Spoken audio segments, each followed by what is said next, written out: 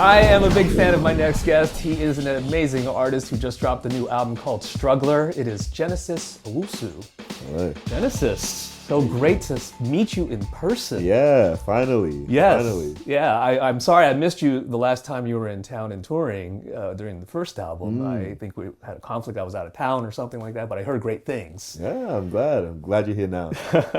I appreciate it. And how is it coming around the States second time around and third time around? Yeah, it's good. It's good. I feel like I have a better idea of what's going on now. Like, touring in Australia, I've learned it's like it's a breeze. It's like a weekend job. It's like there are really like 7 main places to go in Australia, and touring in America is like a whole different beast. We're in the van, we're slugging it out. So now, second full time around, like I know what to expect. I'm like conserving my energy, and yeah, all the shows have been really good. Yeah, it's been great. Congrats on getting on that bill with Paramore, by the way. Oh, thank you. When I saw that lineup released, I was like, man, great for Genesis. This is amazing. Yeah. How did you take to that? I'm sure it was kind of overwhelming at the start, and then you kind of got comfortable. Yeah. It was very random for me. Like when I first heard like Paramore wanted me on tour, like I thought it was like it was surreal because I would never expect that. And they like asked for me personally, like the band. Really? Yeah, which was really crazy. The drummer's girlfriend introduced the band to my music. But yeah, they were all such lovely people. Me, Paramore, Block Party. What a crazy lineup. 2 sold out Madison Square Gardens, like insane stuff that I wouldn't imagine that I would be able to do for at least another however many years. But yeah, it was amazing. What's your background with Paramore? I feel like, Paramore, especially in the age that I was growing up, was just such a huge entity. It's like whether you were like a fan or not, like it was an embedded part of the culture. So I feel like, just that era of like the pop punk, like emo and stuff like that has definitely seeped in here and there to, the amalgamation that is Genesis Owusu. What's the biggest takeaway from that experience that you took? I think it was really just an appreciation for the humanity that was on that tour, because artists as big as that, like it's not often that they're just like that great people, like that down to earth and hospitable and welcoming. I think it was just a great tour, and it was a great experience that I don't take for granted. Did you get to interact much? And I'm sure you probably had some very good conversations with Haley and yeah, and like Zach. we were doing arenas, so there were such big spaces that people literally just drive around in golf carts and stuff. So you kind of just like swing by. But every time I did see them, they were just so hospitable. Like the very first show we walked into, they had like I guess like a cafeteria for catering for all the crew and stuff like that.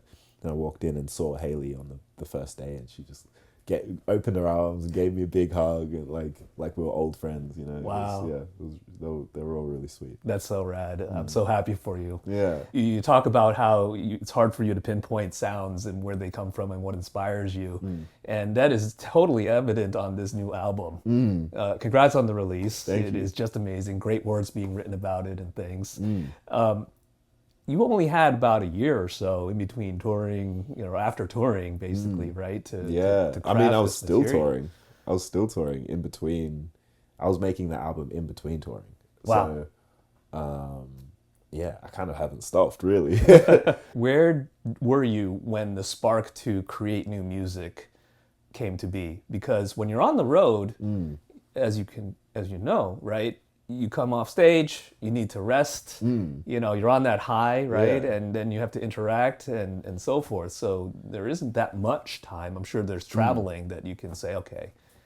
Well, honestly, it was kind of like there are a lot of external factors that come into play when you're trying to like carve out a career in the music industry in this day and age. And I think it was kind of to a point where it was like, it's probably time for me to make a new album, even if I'm not quite, I don't think I'm quite there yet. So it was almost like that the time is here and now I have to find the spark rather than waiting for the spark to come to me.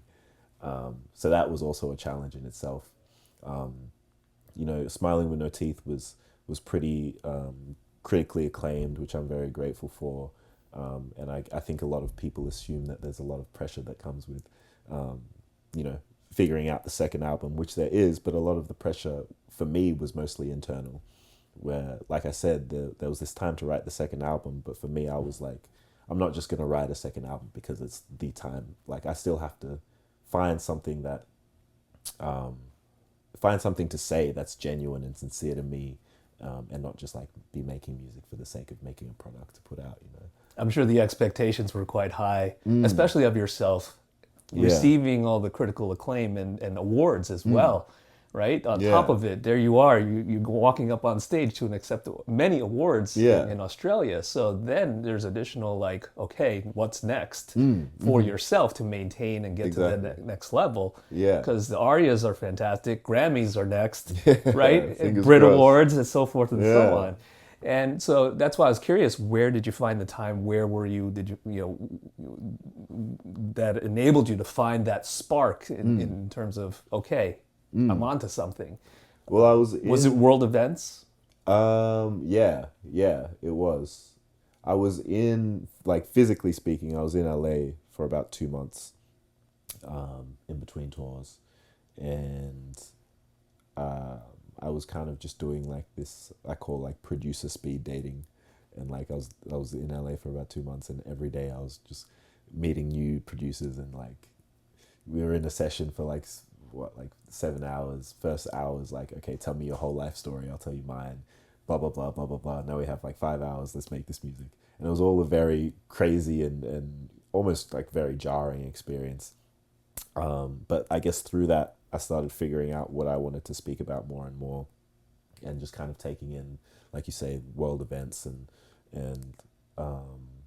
I guess finding myself more through the music and what I wanted to speak about, and just expressing how I was feeling as a person in this chaotic and absurd world that we're all living in.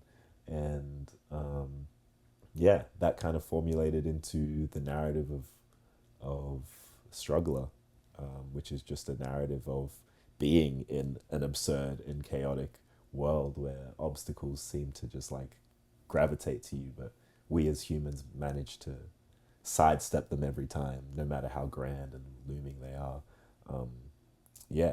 And it's very, very timely and appropriate now, more than probably when you first started to write the material, the issues that are going on in the Middle East, right? Yeah. And people are picking sides, and condemning certain groups of people and certain people and celebrities and all these things, right? And then there's that person that's in the suburb of Wisconsin that's like, how can I help, right? But I also have this job to go to. Yeah. Right. So the through line of this, to kind of encapsulate or summarize what I understand it to be, is this narrative of the Roach, this character that is dealing with those struggles of the geopolitical conflicts and as well as the local conflicts of life as well. Yeah. Right. Not just the things that are going on in the political sense, but also in the personal sense. Yeah. It's physical, and it's but it's extremely like existential as well. It's like how we physically move through this life, but then, the psychological effects of just having to wake up every day and just like keep on, we're seeing all of these insane, absurd things, both close to us and far away from us, and we're like, we want to help, but how can we help when it's so far away? And there are a lot of psychological effects that come as a consequence of that, which is very hard. But I think at its core, while the album kind of explores the harshness of the reality, it's also like there's an underlying celebration and appreciation as to the fact that we as humans are able to just get through that every time and wake up every day and make it to the next day and keep doing it and doing it and doing it, even though we're these tiny little creatures, these little roaches in the grand scheme of life. But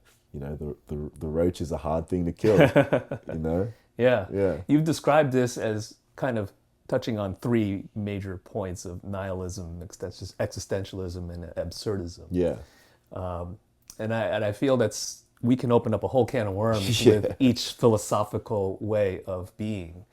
Are you into existentialism? Do you read the works of past philosophers? Yeah, yeah. I would say I'm in my absurdist era right now.